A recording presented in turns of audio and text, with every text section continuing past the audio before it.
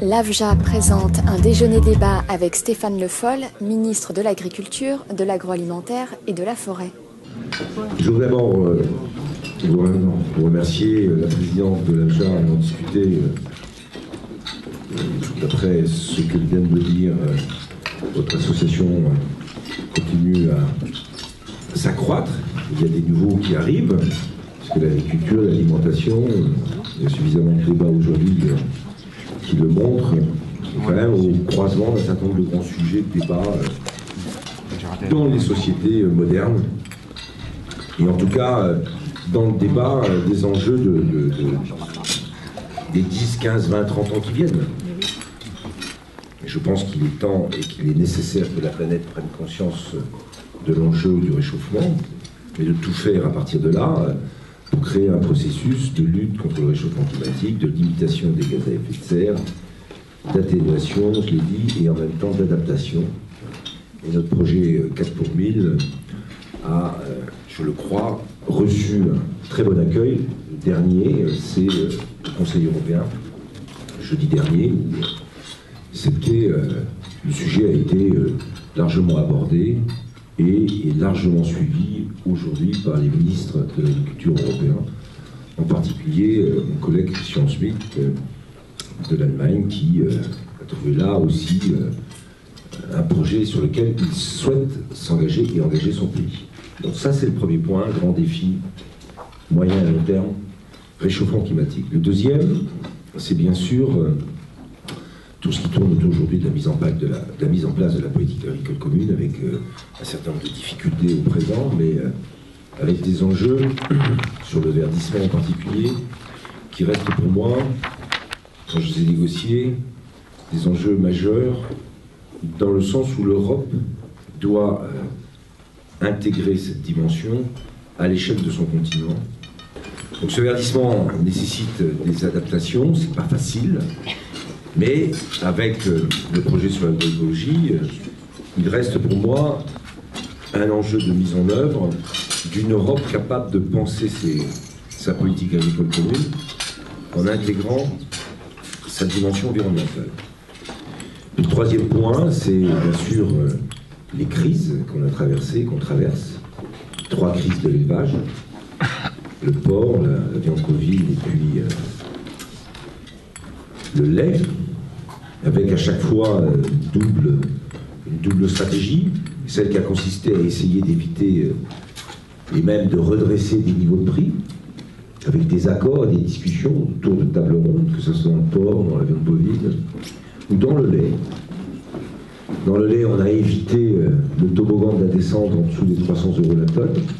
Je le dis aussi au passage pour bien marquer le fait que dans toutes ces négociations, on a évité la descente en dessous des 300 €, c'était l'objectif, et on essaye de remonter d'ici la fin de l'année, au-delà même des 307 € la tonne. Et avec un engagement de l'ensemble des parties pour le début de l'année prochaine. Sur la viande bovine, beaucoup plus de difficultés, avec des opérateurs qui sont plus que compliqués à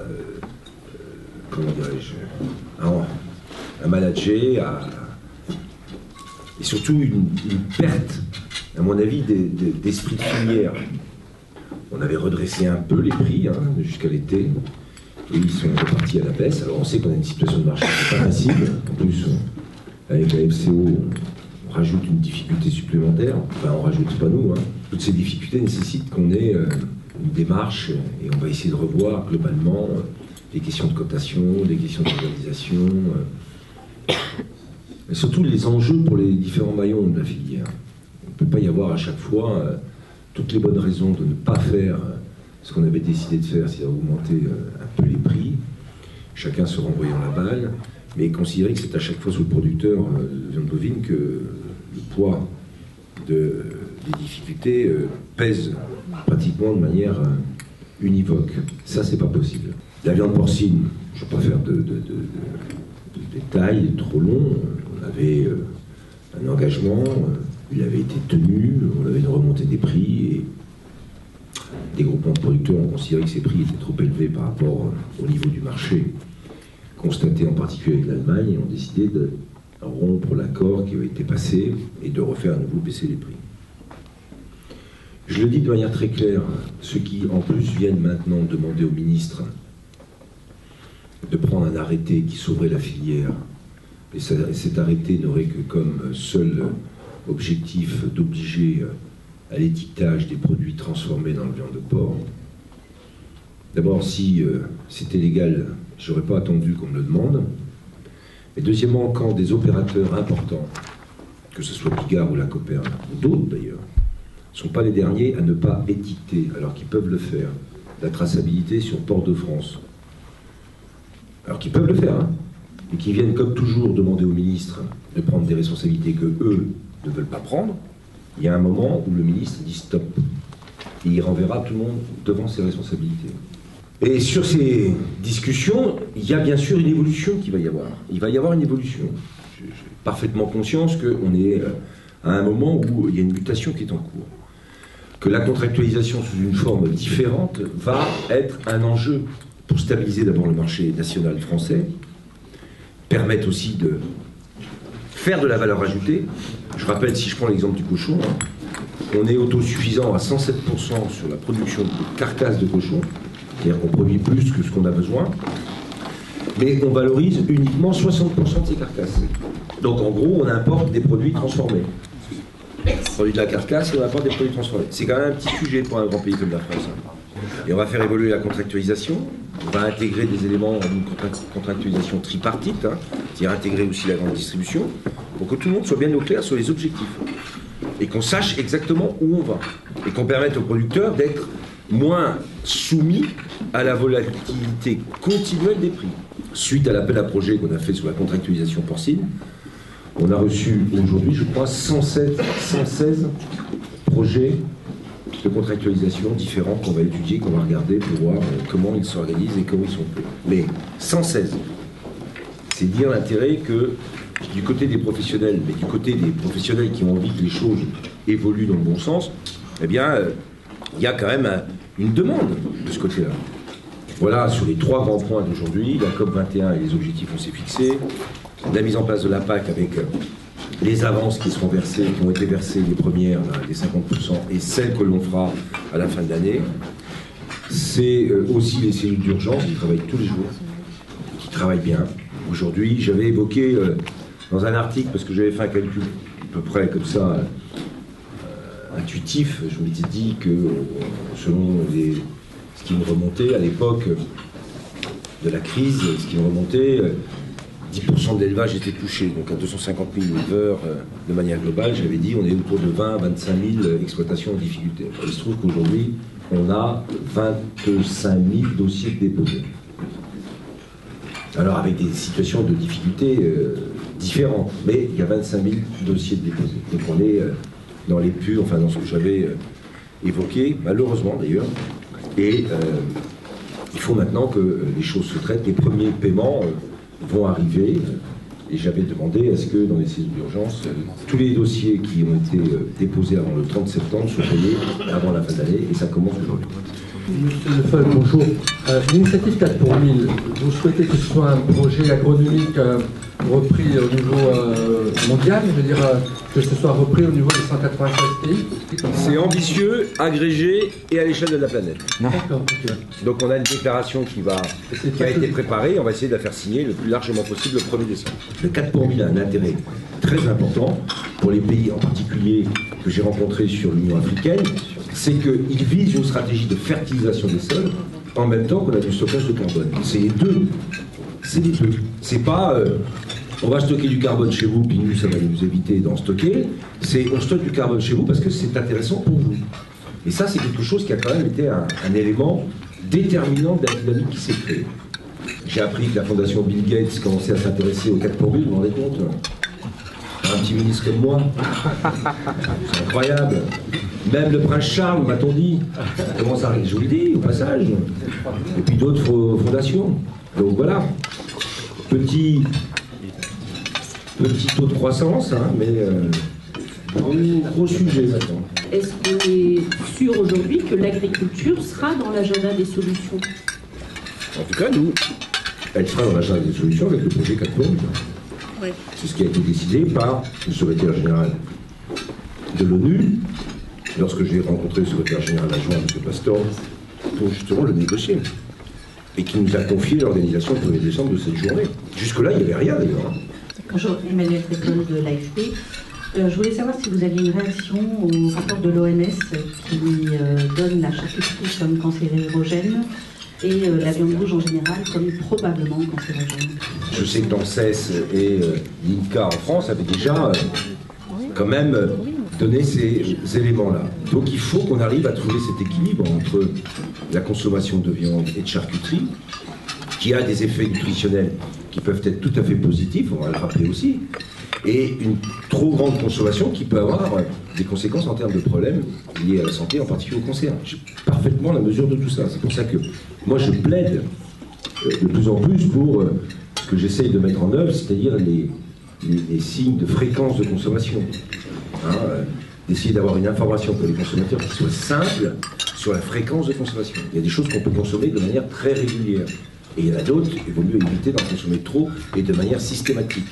Et c'est ça que je voudrais pouvoir mettre en œuvre. Donc, le message, c'est on peut et on doit consommer de la viande, mais il faut le faire de manière raisonnable pour éviter les conséquences en termes de santé. C'est ça que je veux dire, et c'est ça que je répéterai.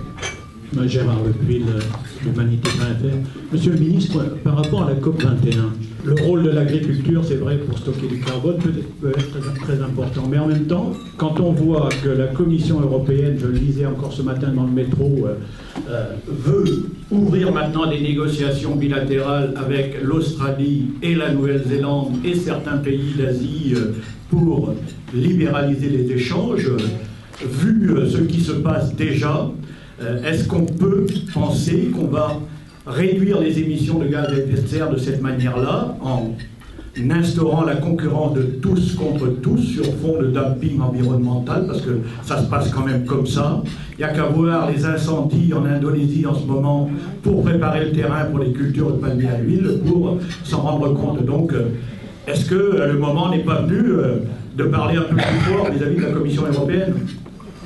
Les choses ne vont pas se passer comme si la libéralisation tous azimuts était la seule destinée qu'on avait pour l'Europe. C'est pas vrai, ça. Et politiquement, ça va se durcir. Et je le sais en particulier au Parlement européen, des accords tous azimuts de libéralisation et de libre-échange risquent de trouver une majorité de parlementaires contre.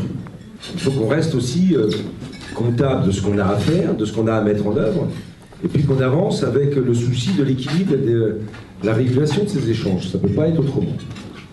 Je voulais revenir sur la PAC. Alors c'est vrai que vos services sont encore très impliqués dans la mise en œuvre de cette PAC de 2015-2020, mais il faut commencer déjà à regarder au-delà de 2020.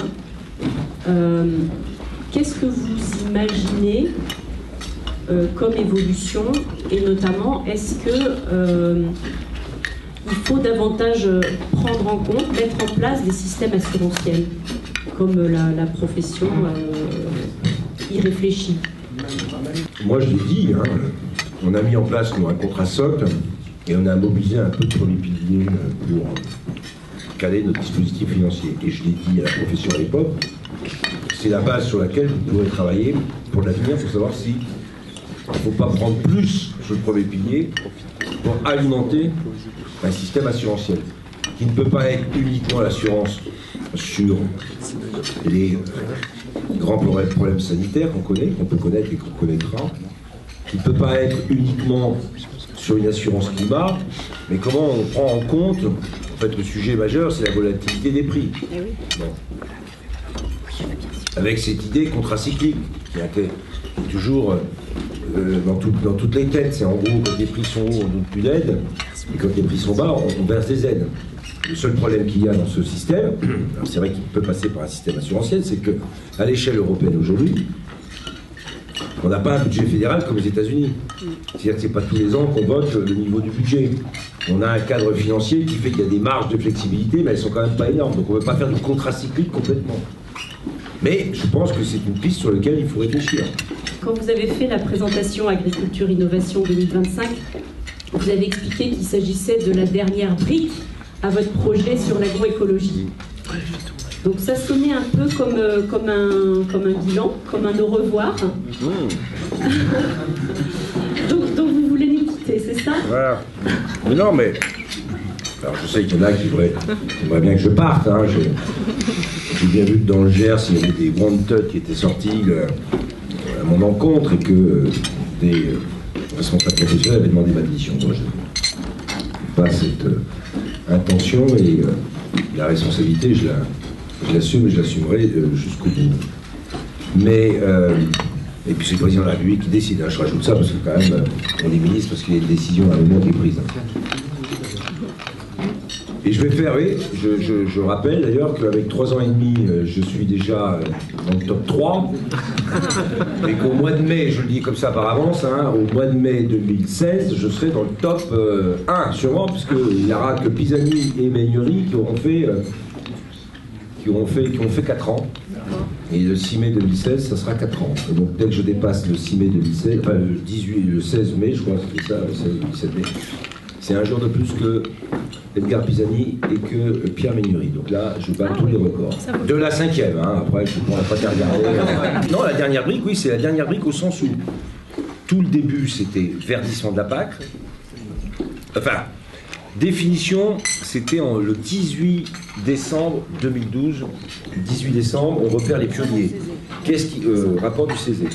Qu'est-ce qui fait qu'il y a des agriculteurs qui aujourd'hui ont innové et ont pris de l'avance sur l'autre? Ensuite, c'est la PAC, avec le verdissement. Ensuite, c'est la loi d'avenir avec la définition de l'agroécologie, qui est devenue maintenant un terme intégré dans la langue française, avec l'agroforesterie. Et la mise en place progressive, mais qui va mon train, des groupements d'intérêt économique et environnementaux. Et donc, ce qui m'intéressait, la dernière brique, c'était le fait que maintenant, on a aussi la dimension innovation scientifique, technique et technologique. C'est ça, c'est la dernière brique, c'est parce que moi, j'ai toujours considéré que, par exemple, sur EcoPhyto 2, on le sait, on peut faire très vite 30% de moins de phyto si on utilise des outils de pulvérisation les plus modernes et les plus performants. 30%. C'était le rapport du CGER qui nous l'avait très bien dit. Il y a des gains énormes. Pourquoi on pulvérise aujourd'hui des phytos qui vont, on ne sait même pas où? Bah oui. Et malheureusement, quelquefois, je sais où, moi. Au lieu d'aller sur les feuilles des vignes, ça fout le camp. 40, donc 60% fout le camp. On en retrouve sur les 60% et les 40%, 150 mètres et 200 mètres plus loin sur le sol. Et puis pour le reste, on ne sait plus. Franchement, c'est de la pollution environnementale, c'est des risques qui sont pris en termes de santé, et ça coûte cher. Et on gaspille. Il n'y a pas de raison de gaspiller. Donc la technique, si elle est au service de l'objectif de la réduction d'utilisation, moi je prends. Hein. C'est dans l'intérêt de tout le monde, l'intérêt de la société et l'intérêt des agriculteurs. Il n'y a pas de raison d'acheter du produit pour aller le foutre, je ne sais pas où. Hein. Il va y avoir les élections régionales bientôt. Et vous disiez on oublie tout, mais effectivement le monde agricole lui aussi se tourne de plus en plus vers un électorat vers le Front National. Quel message vous avez à faire passer au monde agricole pour ces régionales? Mais j'ai envie de leur dire, mais est-ce que vous pensez sérieusement, et en plus je le dis tout en sachant que c'est pas ça qui les motive. Pensez sérieusement qu'en quittant l'Europe, en quittant l'euro, en faisant sauter la politique agricole commune, c'est ça qui va vous permettre de vous en sortir?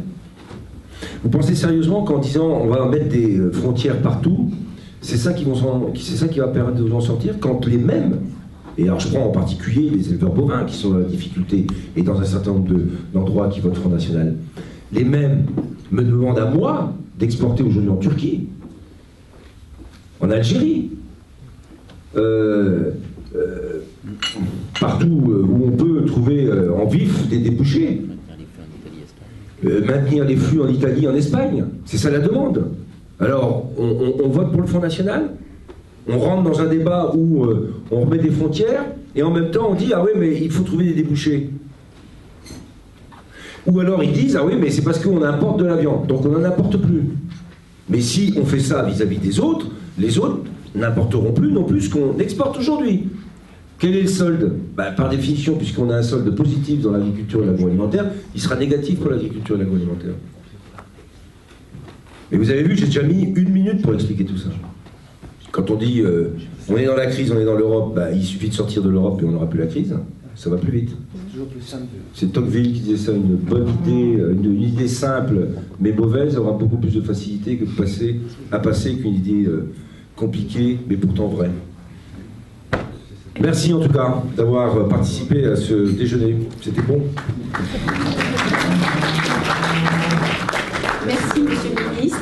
Et puis, à l'année prochaine. À l'année prochaine, Salon de l'agriculture. Retrouvez l'actualité de l'AFJA sur www.afja-asso.fr.